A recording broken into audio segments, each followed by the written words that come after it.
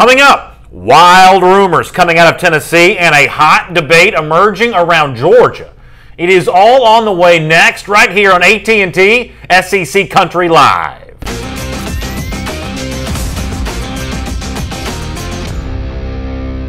Hello, everyone, and welcome to AT&T's SEC Country Live. My name is Brandon Adams. This is the former Alabama All-American Mike Johnson. We're going to have a fun and busy show coming up for you. We'll talk some Auburn a little later on with Benjamin Wolk, who covers the Tigers for SECCountry.com. We'll have our first and 10 like always. But, Mike, before we get into our first and 10, we have not quite breaking news, I don't guess, because a lot of this is unconfirmed, but a developing situation around Tennessee. Wild rumors. Mike Griffith writing about this at SECCountry.com. An original report from Jesse Saban, who works for the rival site there in Tennessee. Big changes potentially at quarterback for the Vols. Yeah, I guess we know what Butch Jones was talking about when he said that players need to get leadership reps. Evidently, somebody was not getting leadership reps and is not happy with their role right now in Knoxville. So let me tell you what we know. Jesse Saban tweeting this out about an hour ago that Jerry Garantano is going to make his first career start against South Carolina. That's not so much a surprise. But what Simonton also writes that is a surprise is that Quentin Dormady is now contemplating his future at Tennessee. Kind of a cryptic message that makes you think that he might be, considering making a move here. I go to Mike Griffith here at SECCountry.com, who wrote really just a few minutes ago at SECCountry.com. There were unsubstantiated reports on Tuesday that Dormady left the team, but neither university officials nor the Dormady family have commented on that. So what do you make of this situation from a global perspective here before we go into our first and 10 and the other news we planned on discussing today? You're probably not surprised by Garantano starting, but what do you make about the fact that somehow, some way, there's at least enough smoke for somebody to suggest that Dormady has not been with the Tennessee team and he's contemplating his future, suggesting transferring here because he got benched during the season? Yeah, well, my initial reaction was this is not a good look for Tennessee or Butch Jones. I had just got done reading, I mentioned you, I had just got done reading a piece on SECCountry.com about how Riley Ferguson at Memphis has said it was the best decision of his life to get out of Knoxville and head to Memphis and head somewhere else for college football. I also wondered, what position does this leave the quarterback room in there at Tennessee? I think Will McBride's the only other guy on scholarship sitting in that room right now, a three-star signing from last year. But this is a big development. I think it really, gives way to what Kirby Smart has been doing at Georgia, keeping everybody kind of involved in this offense, keeping everybody guessing. You really have passed up a guy like Dormady. He's gotten his opportunities and has looked bad in his short stretch as a starter, and now a guy like Garantano needs his reps. It really opens up the offense to make this move. If Dormady truly is thinking about leaving, who looks worse here? Dormady for essentially quitting on his team during the year, or Butch Jones for not being able to hold this together? Well, I think it's Dormady right now. If you ask me, as a guy who used to be sitting in that locker room, a guy like Dormady that wants to go through half the season as a starter, and when the things don't go his way, want to head out. And I understand it. Listen, he wants to get reps. He wants to be on the football field, but he's leaving his team and his head coach in an extremely bad position if he does move on with his career and head elsewhere. But I want to talk about Butch Jones here for a moment, because if you're Butch Jones and you can't make a quarterback change in the season without that quarterback quitting the team, then you've lost this team. I mean, if you can't, it is not an uncommon thing to take a quarterback who's struggling, put him on the bench, and put another guy in there. If you can't do that in such a way that maintains both quarterbacks on the roster, then you can't coach in the SEC. Now, I know that may sound unfair, but this is the way things done. Quarterback changes take place, and they happen all the time without guys walking out on the team. Yeah, listen. I feel like Butch Jones is to blame partially for the unorthodox nature of some of this. I fully agree with you, but I think Butch Jones lost the team way before this. I think that this team did not play with any heart last time out. It was going to be a question mark where they were going to come out against South Carolina this weekend and play with any heart. The Alabama game looming right around the corner. This has been an ongoing trend for Tennessee right now. This is not the first person that's left the program or the first person that's left the program on bad terms.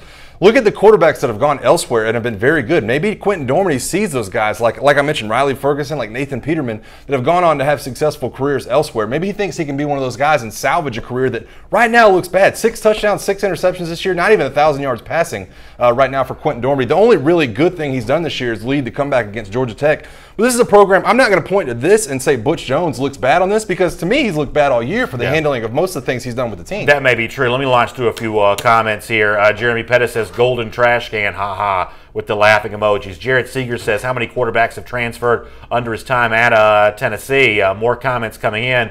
Chris Catlett and a lot of others making some version of the Dormady just needed more leadership reps here. And, we'll get into the leadership rep stuff from yesterday. I know a lot of people have reacted to that. But it's also Jones's leadership here.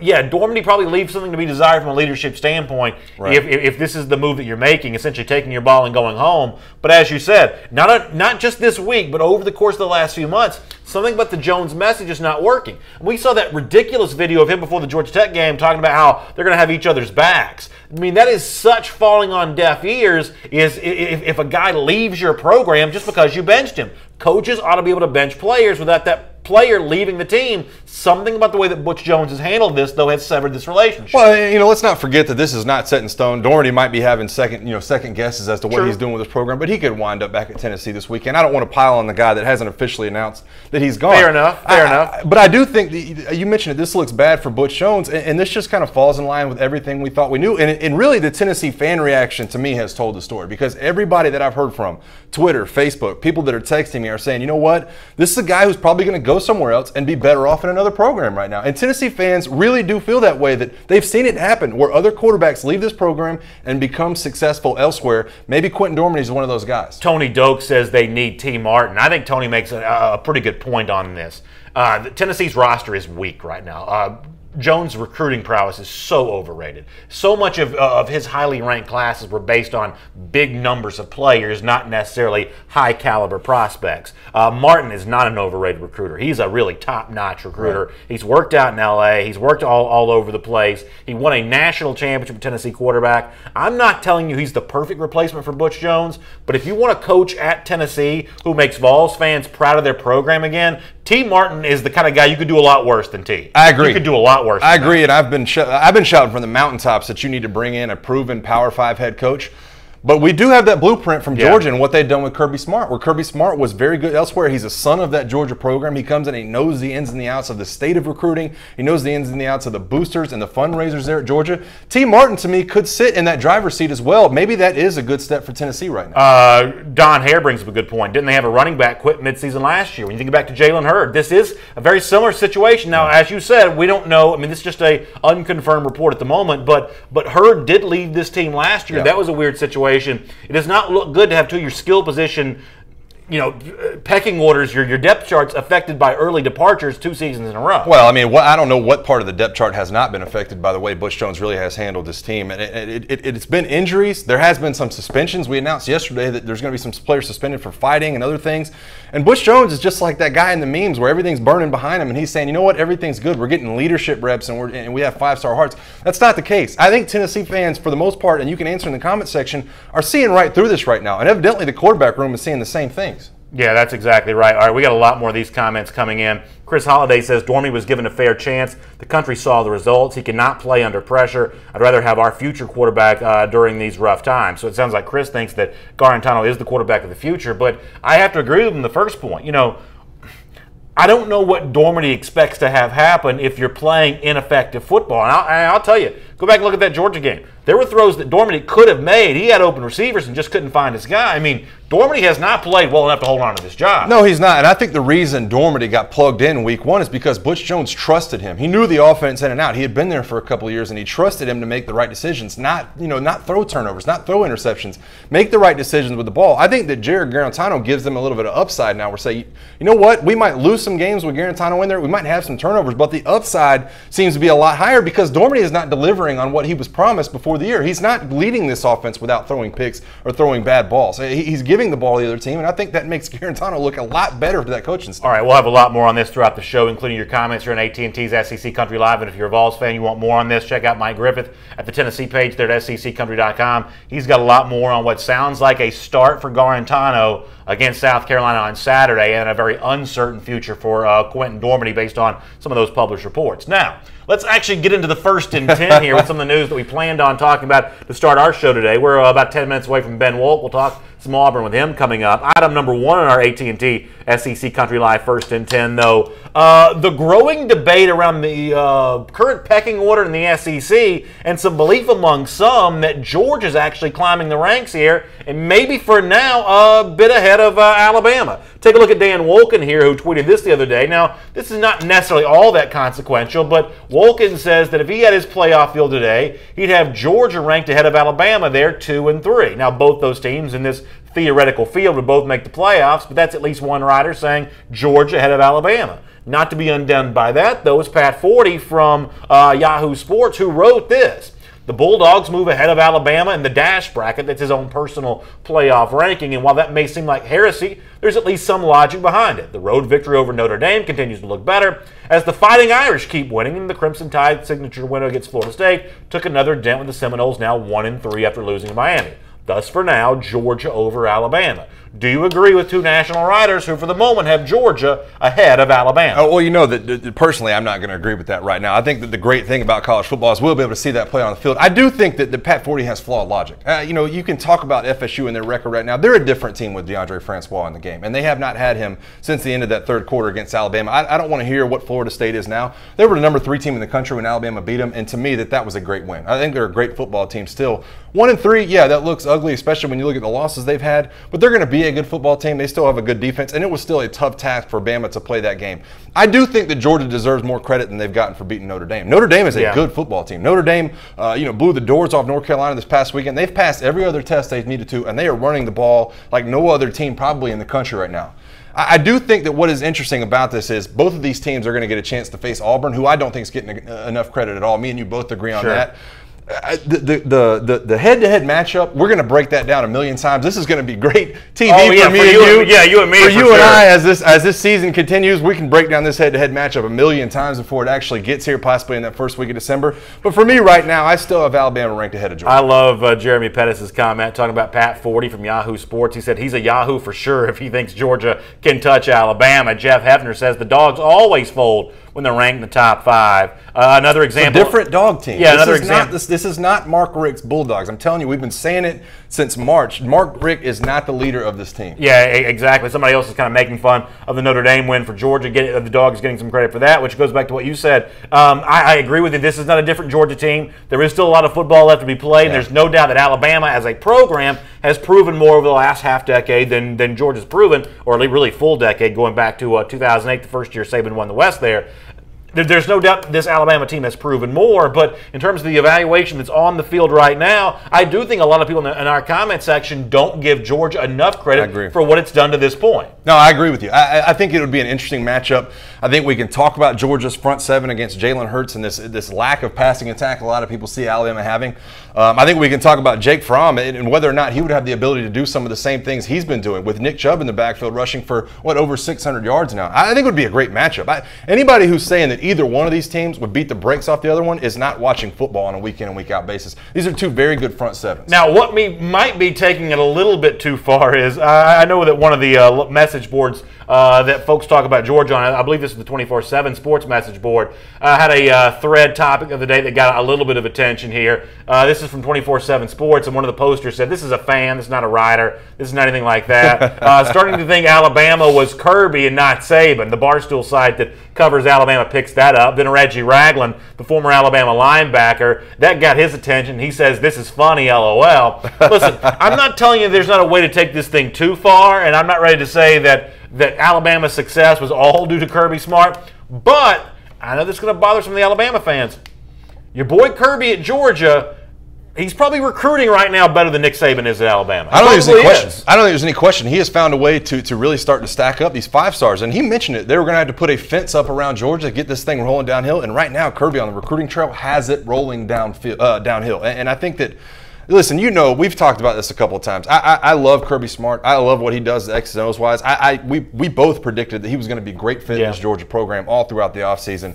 I think Nick Saban is not getting enough credit in this instance, though, where he's done this year in and year out. I mean, how many top, number one classes back to back, 5-6 years in a row. So as much as I love Kirby Smart, when we're comparing the two, he's just going to have to do it a couple more years if I'm going to sit here and crown him. Let me hit a few of the comments here. Daphne Goramboli says, "I don't believe Bama can stand up against Georgia's front seven. That Georgia front seven's been pretty impressive so far."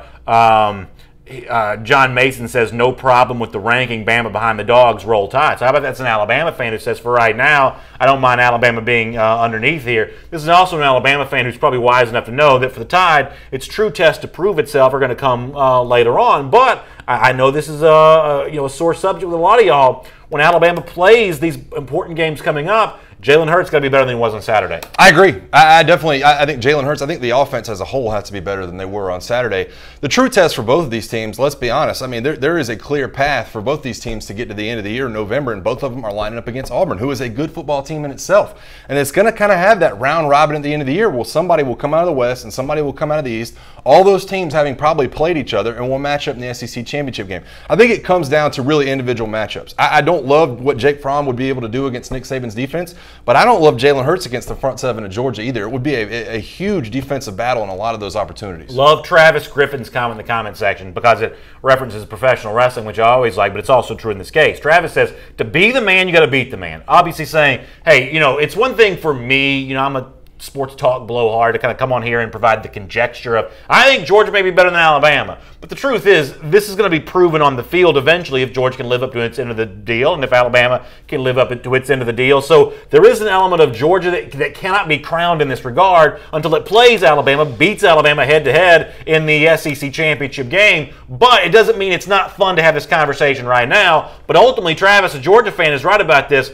He loves the compliments and the pats in the back for his team, but you can't really prove this until you beat Alabama head-to-head. No, you can't. And I think what's interesting to look at it is we just got done talking yesterday about Justin Fields committing last Friday, committing to Georgia. And we talked about the fact that Kirby Smart knows what gives his defense issues. It's a Kirby Smart, Nick Saban defense. What gives this defense issues is a dual-threat quarterback. Bama has one right now. Georgia doesn't. That's not me framing it up and saying that Alabama will absolutely beat Georgia because Jalen Hurts could make mistakes. He's not proven to be the greatest passing quarterback. But right now, to me, that's why they went after Justin Fields. They want that dual threat in the backfield, and they know what problems that can present for that defense. Willie Gray says, how many championships has Alabama won since Kirby left? That's a good point. That's a good point. I like that. Jeff Hefner, by the way, weighing in to say that Auburn's going to beat either Alabama or Georgia. Georgia shouldn't overlook the Gator game. They play each other way different than the other teams, and that is true. And, obviously, Florida fans are smarting right now. We're seeing some of you back in the comment section today, which is always nice to see. But don't kid yourself that Georgia is in any way overlooking that game against Florida. That's still a game circled in red ink if you're the dog. It always is. To me, it's Georgia's not overlooking Florida right now, and Alabama's probably not overlooking LSU on down the road a little bit too. And both of those teams have looked shaky. LSU shaky at best. But those are games that the emotions can go to another level, and that can affect the outcome of these games. That's Mike Johnson. My name is Brandon Adams. This is AT&T's SEC Country Live. AT&T, a proud sponsor of SEC Country Live. AT&T, entertainment your way. Let's talk some Auburn here for a moment. Item number 2 on our AT&T SEC Country Live First and 10 list. We'll also catch up with Benjamin Wolk here in a moment. We'll do a little more of that with Ben live on the plains. But I thought that Justin Ferguson, one of our other colleagues at SECCountry.com, had a pretty interesting piece looking at really what is a potentially historically good Auburn offense. Very prolific so far in the 2017 season. In fact, I'll show you a little clip here from Justin Ferguson from his piece. He says with just a modest amount of improvement to its numbers, the 2017 Auburn offense could become the first in school history to average at least 230 passing yards and 230 rushing yards in a single season, leading you to believe that there's a chance that this Auburn offense is the best Auburn offense of all time. Are you seeing that from these Tigers right now? I definitely have so far. I think when you line up and look at what they've done so far this season, you can definitely put it in that bracket. I think what's interesting to look at is they might be facing to end the season 2 of the best defenses in the country in Georgia and Alabama. And so when you start to look down their schedule, and obviously LSU this weekend, they're going to get Arkansas. A&M looks to be a defense that was improved last week against Alabama. And Georgia and Alabama to close the year is going to be a tough task for them to put up historic numbers when you get in November and are seeing those two defenses on the field.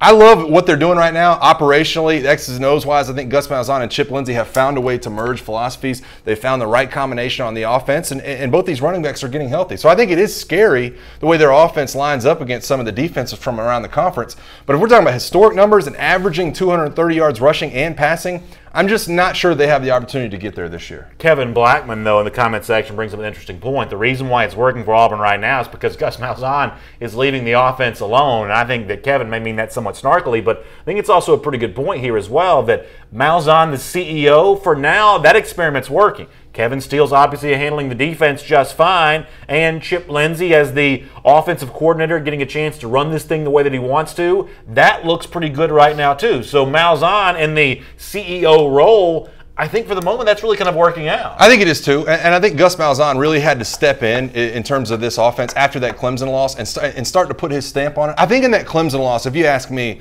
we saw a little bit too much of Chip Lindsey offense, his offensive philosophy. You saw what he has in his history. It's we're going to throw 9 routes, we're going to throw the ball down the field. These receivers are going to be streaking, and they had a still young receiving core in that game, and there wasn't many outlets, there wasn't many quick throws for Jarrett Stidham. Gus Malzahn get back in there. He gets the running game back going for this offensive line, switches some things around the offensive line, and says, hey, you know what? We don't have to get 80 yards on every play. And so both of their philosophies to me, it's not just one or the other. Both of their philosophies for me are starting to merge, and this receiving core and the running back group starting to step up. Let me bring in Benjamin Walk on this. He covers the Auburn Tigers and Auburn recruiting for SECCountry.com. And Ben, I think you had a chance to hear some of what we were just saying there. When you look at what your colleague Justin Ferguson wrote about, the big numbers Auburn's putting up offensively, we've been talking about this now for a couple of weeks. This seems like an Auburn team kind of getting hot at the right time. Is that kind of the way that you're seeing that as well? And that this Clemson loss from early September, that's way in the rearview mirror at this point? There's certainly, it's certainly in the rearview mirror, and they're certainly playing very well offensively right now. I mean, I do think that you have to consider when you look at how Auburn is grooving offensively. I mean, 2 of their last 3 games have been against Ole Miss and Missouri, who are not very impressive defenses by any means, and then Mississippi State, I mean, I think they're sort of hit or miss. Depends what night you're getting them. So, I mean, what they've been doing it against inferior competition, it's not too different from what we saw last year, where Auburn hit that 6-game stretch where they were really cruising, and then they got to the end of the year and slipped up against Georgia, and then ultimately lost to Alabama as well. So, I mean, I think that you really got to see how they perform in these next few weeks. I mean, I think that this weekend against LSU in Baton Rouge, even if LSU talent-wise is a little bit down, I think that it's a really good test for seeing how Auburn's offense really stacks up against top-level competition. I think one of the most interesting storylines that we've seen this week, because I was thinking back to a year ago, and obviously with the news that Les Miles will be back in Death Valley this weekend to celebrate that 2007 championship team, is really the 180 that Gus Malzahn has pulled there in Auburn. How much do you think his status has changed in the last calendar year there amongst Auburn fans? I mean, I think that it's improved. I mean, it's certainly improved throughout the course of this season since the Clemson week. I mean, I think that if you asked people after week 2 how they felt about Gus Malzahn compared to how they feel right now at 5-1, I think that you would get very different answers. I mean, you bring up Les Miles. I mean, looking back at that game last year, there were certainly some conversations that could be made either way for Gus Malzahn or Les Miles, how much job security they really had.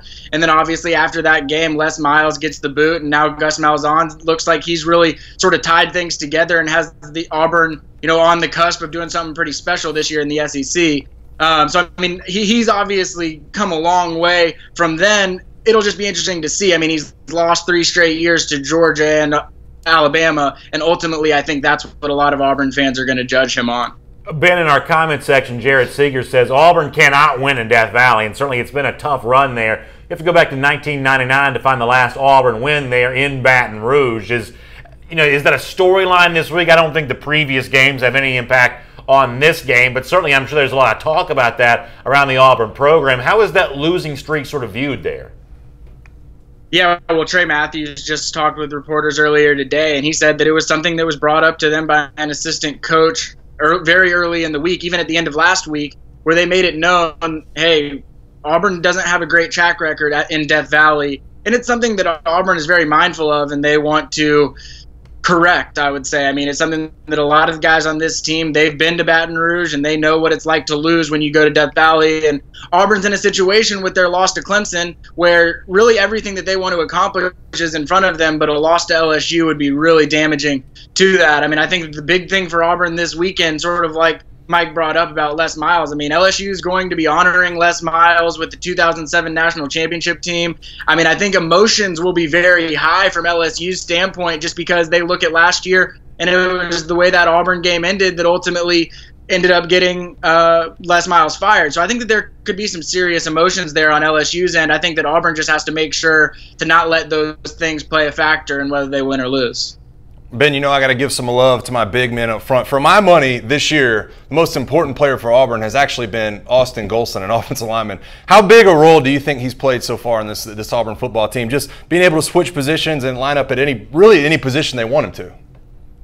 I mean, unbelievable. I mean, how many guys out there can start at center, left tackle, right tackle? I mean, I think that his entire time at Auburn, he's now lined up at every single position on the offensive line. I mean, that's not very common. I mean, he's very special, and because they've had some injuries to Darius James, then they had Mike Horton that got injured at the end of last week. They've had to shift things around a lot, and Herb Hand, he's talked in the offseason about having as many contingency plans as possible, and it's a lot easier to have those types of contingency plans in place when you've got a guy like Austin Golson who plays at an All-American type level as a center, as a tackle. I mean, he hasn't played a whole ton of guard yet this year, but he can do that if asked. Yeah, and Ben, the other thing is at one point Gus Malzahn called that offensive line the team's Achilles heel. It seems like that's not the case anymore at all. We appreciate your time here today on AT&T SEC Country Live. Always a great guest. We'll look forward to plenty more of your recruiting coverage, by the way, also your daily blog and everything else there at SECCountry.com, and we'll hope to talk to you soon as well. Awesome. Thanks, guys. Really good stuff there from Benjamin Wolk, who covers the Auburn Tigers for SECCountry.com. Let's shift gears here now and get back to item number 3 on our AT&T SEC Country Live First and 10 list, and that is what's going on at Florida. Now, one of the things we talked about yesterday was another disgruntled quarterback, although maybe a slightly different version of that in Gainesville compared to what might be going on with Quentin Gormley in Knoxville. But we had the tweet for you of what Malik Zaire tweeted out after the game against LSU. The Florida offense not working. Zaire not a part of that offense. He says, SMH, what a shame. Hashtag only Lord knows. As you might imagine, when Jim McElwain met with the media on Monday, one of the questions he was asked about are some of your players voicing their displeasure and complaints in social media. And McElwain gave a pretty candid answer to that. Here's what he had to say. What are things like in the locker room? Are you sensing this stuff? Or? No, I think this is a tight-knit group that's been through a bunch. You're always going to be, doesn't matter, what field you're in, there'll be frustration if you're not, getting a bunch of snaps, because that's natural, the reaction piece to it. But I think as a whole, when you look at it, this team's pretty close, and they were hurt. So McElwain says, as a whole, this team's pretty close. Now, you're not in the locker room. I'm not in the locker room, but are you buying what McElwain's selling right there? I am. I thought it was a good response from Jim McElwain, and he's in a tough position. Coming off a tough loss like that, I thought this was as good a post-game interview as Jim McElwain's done all year, maybe in his career there at Florida after a loss. I thought he was very candid. He answered every question about not only his own players, but former players and boosters and everybody else being upset about the loss to LSU, and he was candid about it. Look, just because one guy tweets that he's unhappy about his playing time, a guy Malik Zaire that's only been there for 4 months, doesn't mean that team as a whole is not close-knit. And they've been through a ton of stuff. 10 players suspended before this thing gets kicked off. I think that has allowed this team to get a little bit closer. Now, they haven't shown it on the football field, and they haven't played at a very high level. But to me, that Malik Zaire is tweeting that doesn't really tell the tale of what's going on in the locker room. But you would acknowledge, though, that Malik Zaire is not the only one to say something similar to this year, whether it be Mark Thompson, C.C. Jefferson, Martez Ivey. There have been examples of this. And when you have a guy like Antonio Callaway, Jordan Scarlett involved in the credit card scheme, it certainly seems like these guys aren't looking out for each other. There's a lot of me behavior here, whether it be misbehavior like the suspended players or just selfish behavior like some of the other Florida players kind of, wanting their touches, wanting their opportunity to do what they want to do, questioning the play calling publicly. That's what Mark Thompson was doing.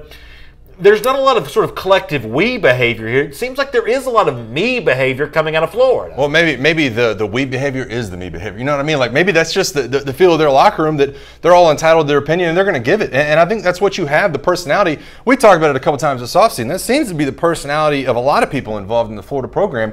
Maybe that's Jim McElwain's personality too. I'm just not ready to throw Jim McElwain under the bus that Malik Zaire is upset. I guess that's really where I'm kind of separating things. There have been whispers from other corners. I think Jim McElwain, even in that presser, mentioned he was asked about Brian Cox Jr.'s comments. Yeah, you're right. Twitter, exactly. And he said, you know what? That's Cox. That's who he is, and I love the guy. And he didn't back off from it at all. He said, you know what? Florida people should be upset. We should have won that game against LSU. I understand why they're upset. And he answered the questions as best I think he could. Morocco Asada L says that Zaire definitely needs a few more leadership reps while he's riding a pine. I think that is the issue. I think a lot of guys just haven't got enough leadership reps because Zaire is clearly not being a leader on the pine right now. No, he's not being a leader on the pine. And now that it's kind of amplified as well with Luke Del Rio now being out. Malik Zaire's that guy. It's not going to be Kyle Trask at any point. Malik Zaire's that guy they need to be the backup. He needs to be getting the leadership reps more than anybody else.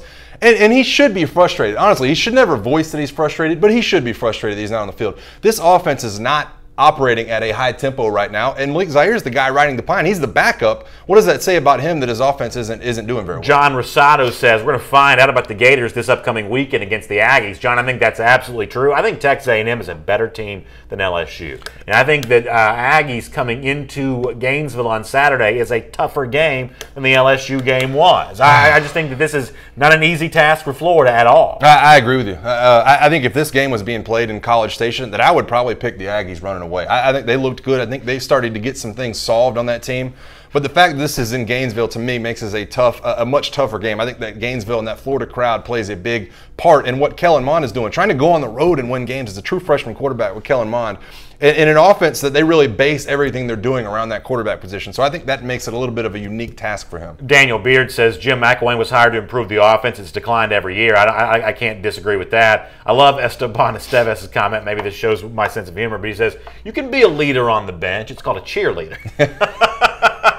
I don't know why that makes me laugh. That makes me laugh. It makes me laugh too because it's true. It really is true. I mean, you have to be on the field if you really want to be a leader of the team. And right now, Malik Zaire is not on the field. All right, let me go to item number 4 here. We'll have more Florida coming up. We'll take more of your comments. If you're a Gators fan, you want to talk about the Gators, we'll do that coming up. By the way, that's Mike Johnson. My name's Brandon Adams. It's AT&T's SEC Country Live. AT&T, a proud sponsor of SEC Country Live. AT&T, entertainment your way. I think this is a really strange story. I'm curious to find out if you think it's as strange as I do. So the John Gruden to Tennessee rumors kind of popping back up again, and they seem to have a little something behind them more so than normal. Paul Feinbaum on a recent radio show, and I guess this is actually a few days ago. Somehow I just sort of missed this, but it's been a little bit of a hot story the last couple of days. We'll show you the quote on the screen from Feinbaum here, who says, I talked to someone, let me put it that way, Paul Feinbaum says, someone that I have a lot of trust in and is connected deeply to that program. He told me the same thing. If we, meaning Tennessee, lose this game, meaning Georgia, and something happens to Butch Jones, our first choice would be John Gruden. Now, if that's not enough to get the groomer mill starting, how about former Tennessee running back Travis Stevens? Now, are you old enough to remember Travis Stevens? I don't think so. Travis Stevens was a good running back circa 2001. He really was Tennessee's, I think, probably best player on a 2001 team that probably should have won the SEC. But nonetheless, Travis Stevens recently ran into John Gruden on Instagram. Here's a little Insta that Stevens captured of John Gruden. Take a look at this. Let's go, Tennessee Vols. Now, that's what he was asked to do by Travis Stevens, but you got the Go Vols on Instagram. You got Paul Feinbaum, who is not going to say that unless he's got a reason to say it. John Gruden to Tennessee, does that make any sense to you? Listen to me, John Curry. If you're going to make this decision, don't do this. I don't get it, man. Maybe Tennessee fans can enlighten me. I know that he was a GA there in the mid-'80s, and I understand that's what it roots back to. But every time the coaching decision comes up, it seems like John Gruden's name is thrown into the ring. And I don't get it. I understand that he won a Super Bowl as a head coach, but he's not going to go to the Hall of Fame probably as a head coach. I mean, maybe he will. Maybe I'm missing something in John Gruden's resume. He's never been a college head coach, and he's never proven that he can recruit, especially at a place like Tennessee. I don't know what the love affair is. I understand he's a big name, and he's on Monday Night Football, and he's making $6 million a year, and he's in the public sector right now, and everybody pays attention to him. But at no point, to me, has John Gruden proven that he can be a winning college coach and do the things at Tennessee necessary. I don't want to see him go that route. I mean, maybe Tennessee fans have a different opinion, but John Gruden, to me, is not the answer for Tennessee right now. Well, okay, so here's the one point you would make in favor of a Gruden. You see this with Jim Harbaugh. I know that Harbaugh just lost on Saturday, but the truth is Harbaugh is running a good program at Michigan. He's recruiting really well. You know, they're in the mix. That's probably going to be a top 10 team even if they have a loss right now. Harbaugh's doing a good job at Michigan. He's in a real tough division. He's doing a good job. So you see that NFL minds can adapt to college. Doesn't mean they're all going to, but NFL coaches can adapt to college. Harbaugh, you know, came from the 49ers. He always had that sort of NFL mentality. That's a guy who can adapt to a big-time college football. Gruden might be able to. But with that said in Gruden's favor, I'm going to tell you, and I'd love to hear from Tennessee fans on this because I think I got your back. I think I've got your back on this one. I think that Mike's going to be with me on this too. If you gave me a choice of T. Martin and John Gruden, I want T. Martin. I'm the same way. We had a Vols fan a minute ago that was throwing T. Martin's name up there. If you gave me the choice between a guy who is definitely a good recruiter and going to be a head coach somewhere very soon, Give me T. Martin over John Gruden. Yeah, I don't think the NFL, to me, is a barometer for success at college football. I mean, Nick Saban was a 500 record head coach and has been one of the best college football head coaches ever.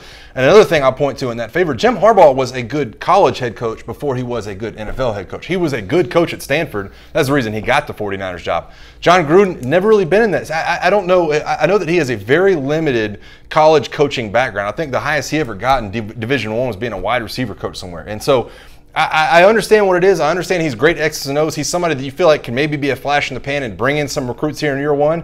But as far as sustaining a college football program, John Gruden, to me, I don't understand the love affair for so many people. This has been something that's come up every time Tennessee's looking for a head coach. That rumor mill starts. And John Gruden, to me, like I said, not the answer for them. Pam Henniger wrote and asking about the Dormady rumors. Pam, we'll do that again in just a minute. We'll get back to that subject to kind of get you up to date on that because you want to see that. Colt Gotti says Tennessee gets Bob Stoops. Would Bob Stoops get back interested? I don't know that that's the Tennessee job in particular, but I do believe that Stoops is going to coach again. Mickey Hanna a moment ago mentioned Jeremy Pruitt. Does Pruitt to Tennessee do anything for you? Maybe. I think Pruitt's definitely one of those names that is rising. Again, like I said, to me, I either want it to be a guy like T. Martin that was homegrown in Tennessee, or I want it to be a proven Power 5 coach. If it's going to be a home run hire, that's not to say that Tennessee is going to be able to make a home run hire, but to me, if that's the direction I'm going, and John Gruden's a number one first choice, then I don't see it being a good thing. David Melton, I'd love to hear back from you because you say Gruden isn't coming to Tennessee, and no, I don't want T. Martin.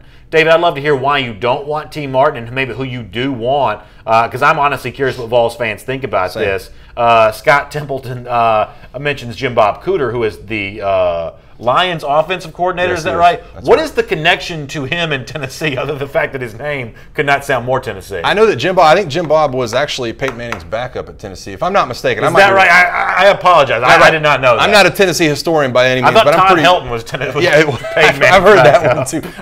I think Jim Bob Cooter actually went to Tennessee, if I'm not mistaken. Luke O'Loughlin, I hope I pronounced that right, Luke, says Les Miles. I think he'd be great for Tennessee. I think Miles is a better fit for a place like Ole Miss that just wants a coach that needs to kind of sort of move itself out of the scandal. I don't think Miles is a great coach for Tennessee because they need the coach, and I don't believe Miles is the coach for anybody anymore. I think it all depends on me and what Miles is delivering and who he's promising will be his offensive coordinator. If he goes to a place like Tennessee and tries to bring one of these next level, Gus Malzahn, Matt Canada style offensive coordinators, then I might believe Les Miles because to me, he's shown the ability to get his players to play at a high level with consistency, and I think that's really what Tennessee needs right now. Brian Wright says no one's mom likes Jeremy Pruitt. I think he's referencing recruiting there. I'll tell you this, Pruitt's doing just fine in recruiting.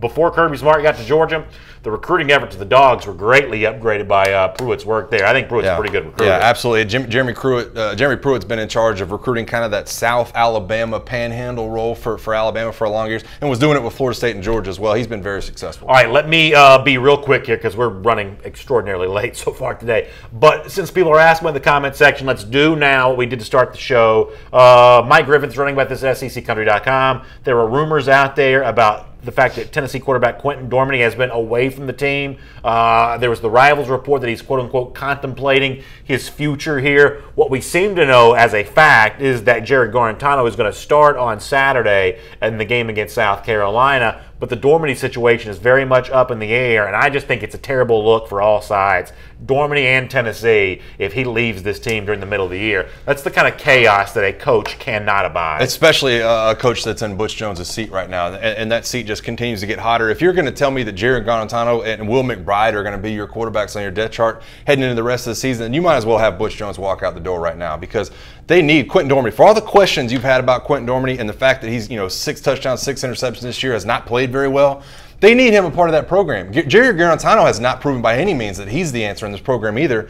And I think it's a bad look. And I was telling you that I was reading the Riley Ferguson piece right before this news came out about how it was the best decision he ever made to leave that program and go to JUCO and wind up at Memphis. Tennessee fans have seen this with Nathan Peterman in the past before too. Tennessee's quarterbacks, when they transfer, have been better off. And I think that's what Quentin Dormady sees. And he says, you know what?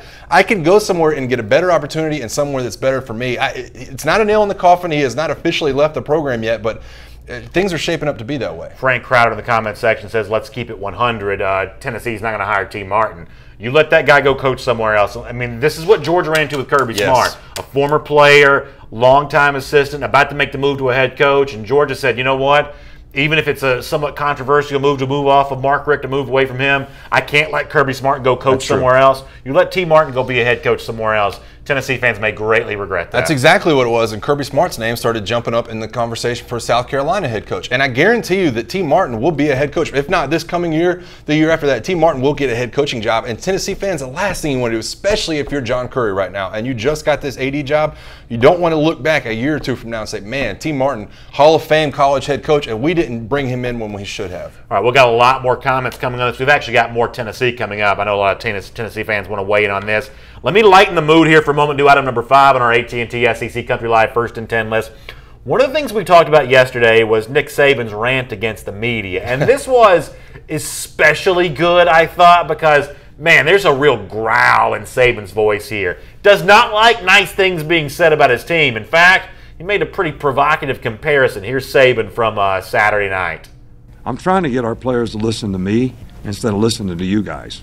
You know, all that stuff you write about how good we are and all that stuff they hear on ESPN, it's like poison. You know what I mean? It's like taking poison, like rat poison. All right, so I'm asking them, are you going to listen to me or are you going to listen to these guys about how good you are? So before we get into the rest of this topic, I got to say, the way that Saban takes his time with that, and he draws out every word. It's almost like he's giving like an act. Oh yeah, this is something like a monologue, like something like a one-man show. I mean, he's taking his time. He's like enunciating every word. I mean, he is living this character at this moment. I agree with you. I guarantee this is something he had before the end of the third quarter. I mean, this guy was sitting there going, "Rat poison, poison. You guys are killing me as a head coach." But it's not the first time he's ever been through that monologue either. He's getting, at least once or twice a year we hear from Nick Saban talking about the media, and that's how he gets his opinion across to his team. I know I'm a Bama guy, but I love it. I really do. That's fine. It does sound like he's not having a whole lot of fun, but I get why a Bama guy would like that from the Bama coach. I do get that. Yeah. I also get this as well. Lane Kiffin, the FAU coach, the former Alabama offensive coordinator, seeing an opportunity to get himself some attention. He's never going to turn that down. Here's what he tweeted yesterday. Chance of winning the Conference USA, FAU kind of up there at the top. And then Lane Kiffin hops on that tweet and says, "Please stop, media. This is rat poison to our players. Hashtag process. Hashtag top 10 rushing offense in the country. Hashtag Bama. Hashtag the FAU." Lane Kiffin, as I've told you before, when he has a chance to have some fun at Nick Saban's expense, he's never turning that down. Alabama better be careful. This guy is always going to be piggybacking off that Saban train for some attention. I agree. And as much as I love what Nick Saban said, I actually equally love what Lane Kiffin's doing here. He's piggybacking, and he's trying to keep his name and his school relevant in some of these national topics, and he's doing a great job of it. And look at that. They are favored now by double the amount anyone else is to win their conference. And I think Lane Kiffin's done some great things. I think they had some early bumps in the road, but to me, I don't know if he's trolling Alabama or Nick Saban, or if he's actually, kind of just laughing at it and just laughing with everybody and saying this is just how Nick Saban is.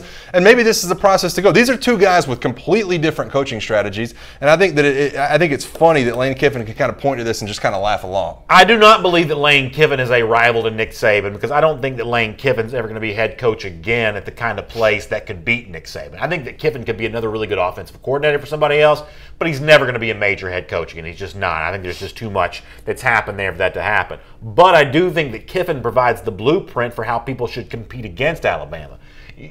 There's this whole gaping area open on the other side of Nick Saban when it comes to fun. Saban has sort of white-knuckled his way to success, and it's almost like you can't grind harder than Saban grinds. I mean, the whole notion of rat poison, you got to really grind to kind of view college football that way, that any compliment is poison to my players. That's not a very fun thing to live around. I mean, some of us had dads like that. My dad wasn't like that, but some of y'all's dad was like that. Just making everything sort of seem like it had to be some sort of terrible, heartache. There is so much room on the other side of Saban to say, I'm the coach having more fun than Nick Saban is. I think Lane Kiffin is kind of providing that blueprint, even if he's not a coach of enough of a stature to actually be able to do that. I agree. I definitely agree with you. And I think it's going to be interesting. I think a lot of Bama fans are actually watching what's happening with Kirby Smart at Georgia right now and wondering if the consistency is going to stay there, because Kirby hasn't really – I don't know that he's been very fun as a head coach so far this year, but he hasn't ranted either. He's having more fun than Saban. I agree. Kirby Smart's always had a little more energy and has a little more of a fun attitude. I tell you what will put put that to an end, though, is if his team comes out and struggles against That Florida. is true. You will see Kirby Smart go on a rant and say, you know what, our team's been listening to the media. We've been listening to too much. All of a sudden, we're a number 4, number 3 team, and maybe we're feeling ourselves a little too much and go out and struggle against Florida. Let me tell you something. If Georgia loses to Florida this year, I may go looking for some rat poison. I may need some at that point. It's going to be a tough one, man. It's going to be a tough one. And you brought it up for the show. You don't think Georgia's overlooking it, but I'm just telling you, Nick Saban's been bitten by it before. And Kirby has not yet so far as a head coach, because this is the first time that hype train has really gotten away from him. And at some point, if it does get him, I guarantee you're going to see that version of Kirby Smart come out and talk about maybe not rat poison, but his team was thinking a little too much of themselves. All right, item number 6. Speaking of Kirby Smart and Georgia, it's the subject here on AT&T's SEC Country Live. That's Mike Johnson, sponsor of SEC Country Live, AT&T Entertainment Your Way. So the subject came up when Kirby Smart with his weekly press conference about, Georgia's position for some individual awards, including Nick Chubb for the Heisman Trophy. And what you may not realize, and I'll admit I was really slow to realize this, Chubb is the SEC's leading rusher right now. He is. Got the second most touchdowns, I believe, behind Kerryon Johnson at Auburn, but not getting a lot of Heisman conversation. Should it be different than that? Well, here's what Kirby Smart had to say on Monday. That's not for me to judge. I'm not here to lobby for anybody. I certainly love Nick, and I love our entire offensive backfield. They work so hard. I tell them all the time, the thing that sticks out to me is the teams that win, you get more individual accolades. So together, everyone achieves more. That's what team stands for. And if everybody wins, then at the end of the day, the accolades will come. So I think he's focused on that. He knows whatever's best for the team helps. I almost have to dock you a letter grade here for giving me the full acronym. Together, everybody achieves more. That's a little Butch Jones-ish from Kirby Smart. Thank you, Kirby. Yes, I'm gonna have to dock him a letter grade for that. But nonetheless, what is your thought on Chubb as a Heisman contender? Does he belong in that discussion right now? He definitely belongs in discussion. And I think the path is there. Let me be clear on that. The path is there. And I looked up the odds right now. If you go to Vegas and bet this, Saquon Barkley at plus 125. He's far and away the leader to win the Heisman Trophy. The leading guy in the SEC right now, Jalen Hurts, plus 4,000. Nick Chubb sitting there at plus 7,500. And he is on the board, though. He was the last one on the list I looked at today.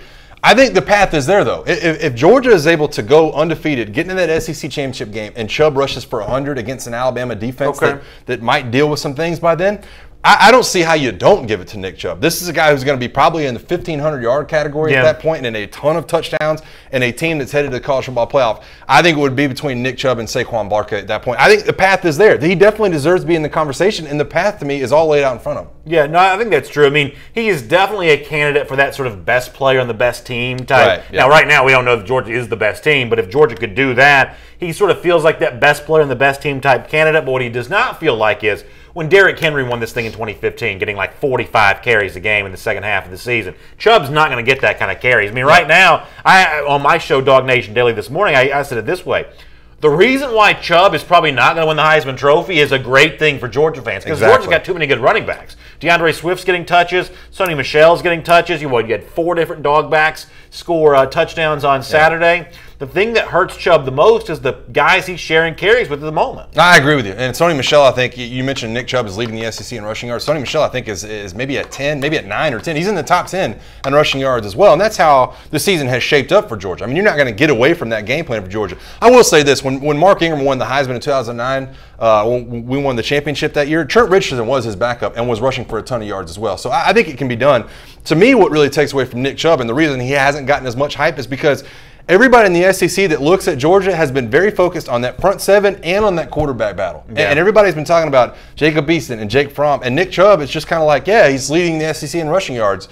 Ho-hum. That's what we kind of expected from a healthy Nick Chubb. And I think that as we get into the second half of the season, if his reps and his yardage do continue to pile up, that we will continue to hear more and more about Michael Hall in the comment section says the kid from Penn State, talking about Saquon Barkley, definitely the favorite right now. Michael, I'd agree with you on that. Colt Gotti reminds us that Chubb did get 100 last time he played Alabama. Unfortunately, that was on a big run in the second half to do that after the game had already been decided. I do like Mandy Williams-Roop's comment, who says, after the Smart speech was compared to Butch Jones, I just realized that Jones is the SEC version of Gary Busey. Do you know who Gary Busey is? I do know who Gary Busey Very funny is. Hollywood actor, sort of crazy. And that's the kind of guy that you don't want to be compared to. I don't know if we have a photo of Gary Busey, but that's the kind of guy you don't want to be compared to. And Butch Jones is a little Gary Busey-ish, maybe. Yeah, Chet Steadman in Rookie of the Year, that's Gary Busey, right? Is that right? Yeah, the Rocket, you know what I mean? I think that's him. I don't know Rookie of the Year all that well. That's a great movie, and I don't know what the connection. Butch Jones, I don't know. I don't know what to say about the guy anymore. I really don't. We compared him to a million people on this show. We talked about what he is in terms of SEC coaches. To me, what he is probably gone here in 2 weeks. Well, yeah, that's what I was trying to say. That's the one thing he doesn't have in common with Gary Busey, because Gary Busey's going to be working next year. Gary Busey stuck around for a while. Butch Jones, not so much. All right, absolutely. Let's move on to item number 7. And I got to tell you, there is such a generational divide on this next topic, and I find it fascinating. It's the Florida uniforms. And Florida debuts these last night. We'll show them on the screen here. And the simple topic, the simple question is, you hear the Gator growl in the background. Oh, my God. Are these the worst uniforms that any college football team has ever worn?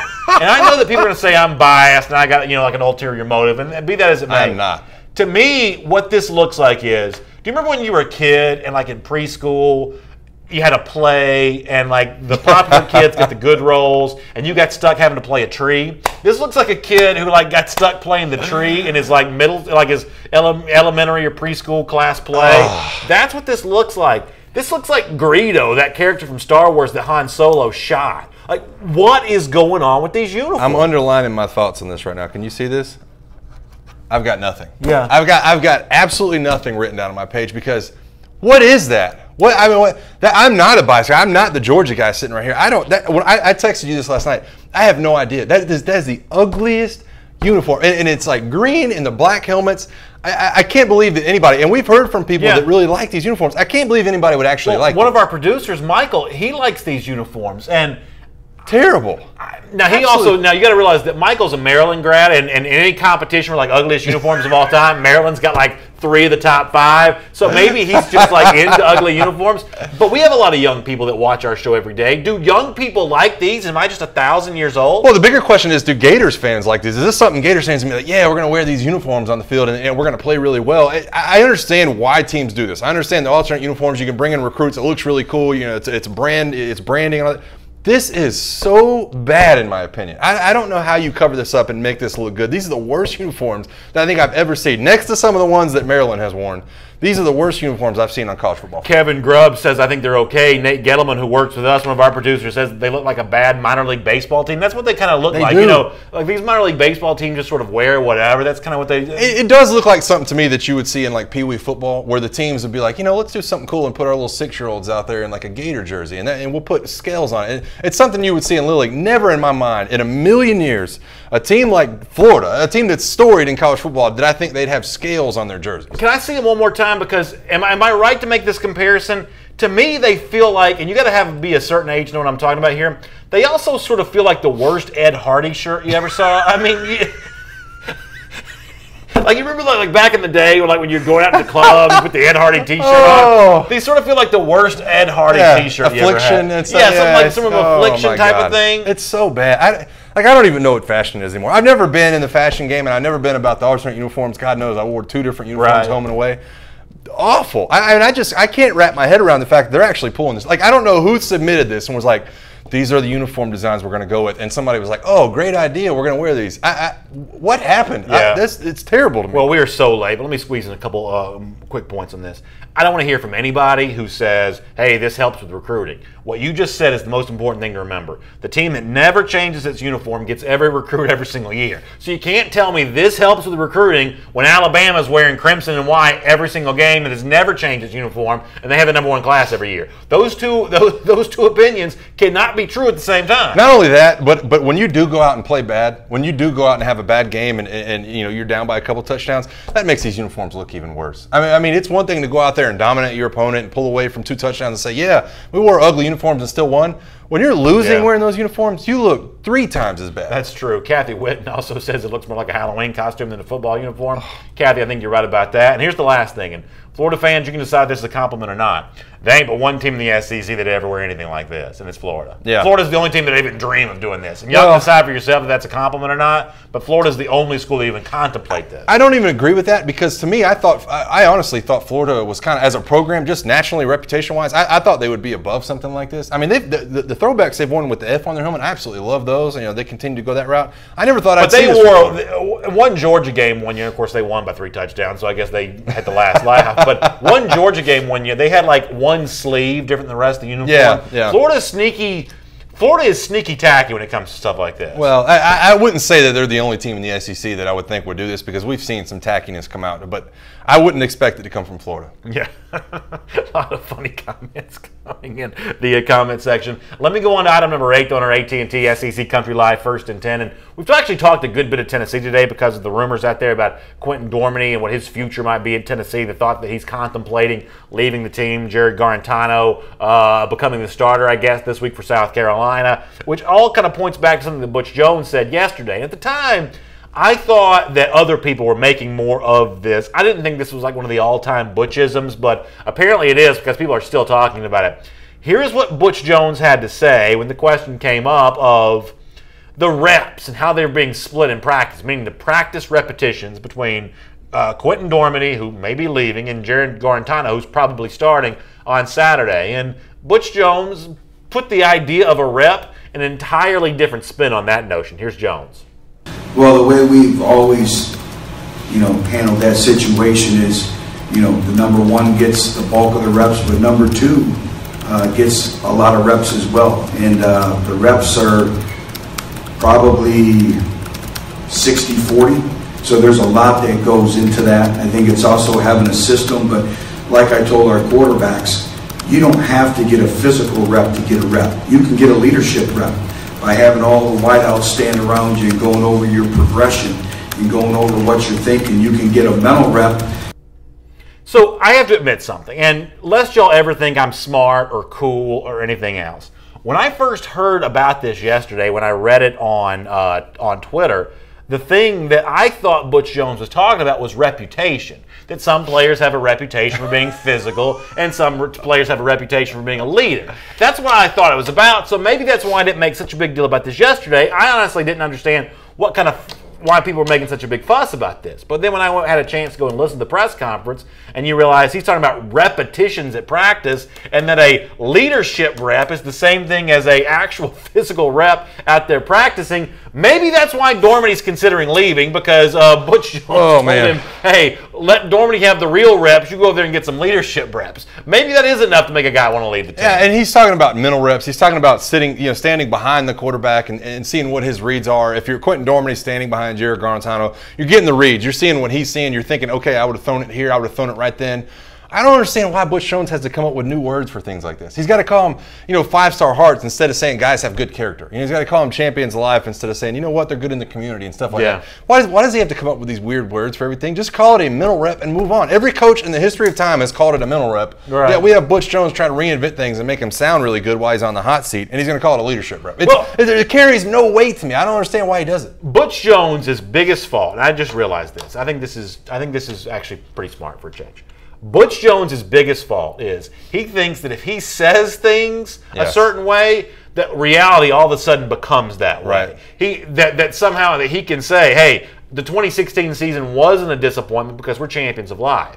Even though everybody saw with their own eyes, Tennessee still had a shot to win the East and couldn't beat Averages Grits Vanderbilt or Averages Grits Tennessee or South Carolina or a bunch of teams like that. We all saw that, but Butch Jones tries to change reality with his own words. Same thing here. He has chosen to bench his old starting quarterback and change it with a new guy. A lot of coaches do that when they're on the hot seat and see their season sort of spinning out of control. But Butch Jones tries to pretend like the reps that Dormady's getting are leadership reps, which are just as valuable as the actual practice reps. That's not true. Why do you try to say something that's not true? I couldn't agree with you more. He's sitting there saying, you know what, we went 9-4 last year, and we're one of the only teams 9-4. Guess what, Butch? We saw you in the Vanderbilt game. We saw you in the South Carolina game. We saw one of those 9 wins on a Hail Mary against Georgia. You can't fool us into saying, you know what, we're 9-4 and we're a good football team, yet we see what product you're putting on the field year in and year out. Real quick comment, Eric Lee Harris in the comment section says, will Chip Kelly considering coming to Tennessee? Now, by the way, Butch Jones is still employed, and I think the Vols can actually win some of these games here in the second half of the season, but a lot of folks asking about potential replacements. We talked about Gruden earlier. Do you think Kelly would consider coming to Tennessee, and would Kelly be a good hire? I think it's going to depend on what else is out there. I think it depends on when these doors start to open. We've already seen, the Oregon State's looking for a head coach now. Nebraska's going to be looking for a head coach. We started to see these things start to come into place. Who's going to be the first one in the SEC and these Power 5 conferences really to start firing coaches? And that's what I've pointed to all offseason. When will Tennessee pull that string? Because the quicker they get Butch Jones out of there, the quicker they can start figuring out who the next guy is. I think Kevin Sumlin for now has saved his job. That's really what I was circling Chip Kelly to go to. I know Chip Kelly wants to get back into coaching. He's going to weigh his options. But how soon can Tennessee make contact with him, I think, is the biggest point on that. All right, let me move on to item number 9 on our AT&T SEC Country Live First and 10. And maybe this is a hot take, and maybe this is like a dumb thing to say, but I want to weigh in on my opinion on this. I want to let you respond to it. Eric Heiss in the comment section says, who's the next Arkansas coach going to be? We don't know that Bielema is going to get fired for sure, but he certainly seems to be kind of teetering on the brink of kind of falling out of favor in Fayetteville there. And the subject has come up recently about where Arkansas would rank on the list of SEC coaching jobs. Dan Walkon, who we quoted from a little earlier in the show, tweeted about this, and Barrett Sallee, our buddy, who's also at CBS Sports now, kind of got involved in this about how the Tennessee job may be way better than Arkansas, or some people saying the Arkansas job almost as good as Tennessee, or whatever. Am I wrong for thinking that there's no reason why Arkansas should consider itself a worse job than Tennessee? Now let me pause and explain what I mean by this. I'm not talking about the history of the programs. The history of the Tennessee program is obviously better. But if the history mattered, then Tennessee would be a better job than Texas A&M. And right now it's not. If both these jobs were available at the same time, A&M would get a better coach than Tennessee because of the recruiting base there in Texas. So that shows you that history only matters so much. And I think the same thing is true in comparison to Arkansas here as well, who's got big money donors, and they both have some problems in terms of high school talent in their own state. But let's face it. Look at T. Higgins and all these guys from Tennessee who left that state to go play for Clemson. The Vols aren't getting the 4-star guys they have in their state right now. I don't think Arkansas should consider itself a worse job than Tennessee right now. I think they're right there. Here's the argument I'd make against that. I think Tennessee is a little bit more of a national brand than Arkansas is. And maybe that has to do with the fact that they've won national titles within the last 25 years or whatever it is. Maybe it has a lot to do with Reggie White and Peyton Manning and some of the players they put out. I think the expectations are lower at Arkansas than they are at a place like Tennessee. And a lot of people can point to that and say maybe that's better for the head coach, but I don't think it is, because I think once you do start winning, the passion becomes more of a bigger deal. I'm not saying that Tennessee is definitely better than Arkansas. I think they're right there. But to me, Tennessee, when you do get that program rolling in the right direction, has a much higher ceiling than I think you do at Arkansas. I think you can go a lot farther if you take the head coaching job at Tennessee. This is one of those things we may be talking about a lot in the days ahead, because I think there's a case to be made for Arkansas here, and I'm going to try to make that for the Hogs fans. All right, let me move on to item number 10 here on AT&T SEC Country Live. Going back to the big game from this past Saturday, LSU beating Florida, and one of the real storylines there was Felipe Franks, the Florida quarterback, a one-time LSU commit. High-profile decommitment landed him in Gainesville, Florida, and some of the LSU players apparently didn't take too kindly of that. And I think that was one of the things that made Saturday's game a little spicy, including what I thought was a really interesting quote from Devin White, an LSU linebacker. Look what he had to say here. He had the whole thing where he was committed here. We still follow each other on Twitter. We were friends then, but once he went to the other side, we stayed following each other on Twitter. Girls go and follow each other, but we're no longer friends. First of all, I didn't realize this. Is it unmasculine to unfollow somebody on Twitter? I didn't realize that. I don't know either. I loved everything about that quote. Girls go and follow each other. We're not going to do that. It's not part of it. In a sneaky way, this is like my favorite topic on the show, because that's actually an interesting thing about life, that, hey, if you're a guy, you don't go unfollowing somebody just because you get mad. Yeah, one of the old school BA Q&As we could bring back. Without a doubt. Without a doubt. I think it's hilarious. I really do. This is such a topic that is this generation of college football player. This was never something that would come up while I was in college. You know what? I had to unfollow the guy on Twitter, man. He went somewhere else. But I think that there is something got to be said here, though. In a day and age in which pro sports athletes are hugging up on each other all the time, and they're sort of banding together and being a part of super teams, and nobody seems to want to compete anymore, I think there's actually something kind of refreshing about a player saying, you know what, that guy on the other team, I don't like him. Because he did something bad to my team. We used to be friends, but now we're not. This notion that you got to be buddy best friends with the guys you're playing against, there's something kind of nice about LSU Florida saying, you know what, we don't like each other. We used to be friends, now we're not. That, to me, is actually kind of how sports is supposed to be. And I think it's a big deal that it's coming from Devin White, because this is a guy who needs to be the leader of this defense. And I'm not gonna say what I probably should say right here, but Devin White was not good against Troy.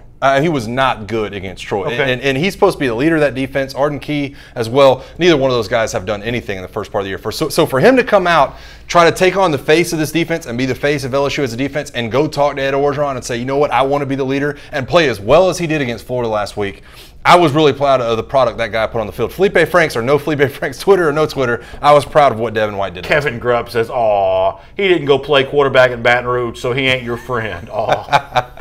Kevin, that's actually pretty funny. I got to give you credit. Yeah, that's pretty good. All right, speaking of funny, we have, I think, a really funny champion of life for today. You've probably already seen it, but I think it's still pretty funny. We'll get that coming up in just a moment. Before that, it's time for our AT&T Look Ahead, of course, brought to you by AT&T, proud sponsor of SEC Country Live. AT&T, entertainment your way. And don't forget, we're counting down Tuesdays until October 31st when the first college football rankings are announced. I think this is going to be a big deal. I think you could see 2 SEC teams in the top 4 to start. It could be Georgia, could be Alabama. I think Auburn's kind of right there in that discussion as well, even though Auburn has a loss.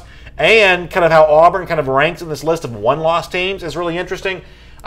I think these couple weeks here leading up to October the 31st, or a few weeks leading up to October the 31st, there is a lot of debate that's going to be happening between now and then. I'll go ahead and tell you, I mean, with everything being dealt with, and of course there's some games ahead, I think it's a lock that Georgia and Alabama are both in the top 4 of this college football playoff. Because, listen, the playoff committee is not dumb. They know exactly what lies ahead for both of these football teams if they continue to win, and they'll have to face each other on the field. So it kind of makes them look good to say, hey, you know what? We're shuffling teams for wins and losses. Let's put these 2 undefeated teams in there. I think it's a lock for both these teams. If they obviously continue to play the way they should, they'll both be in the top 4. Auburn will be just outside of it, maybe at 7 or 8. Georgia has Florida that final Saturday before the rankings come out. Also a big Big Ten game that weekend as well. Penn State, Ohio State on that Saturday the 28th before the rankings come out on the 31st. Yep. That'll have a big impact on the SEC there as well. All right, we close the show the same way each and every day. Much like Tennessee coach Butch Jones, at least for now while he's got a job, is always looking for champions of life. And we're looking for them here on AT&T SEC Country Live as well.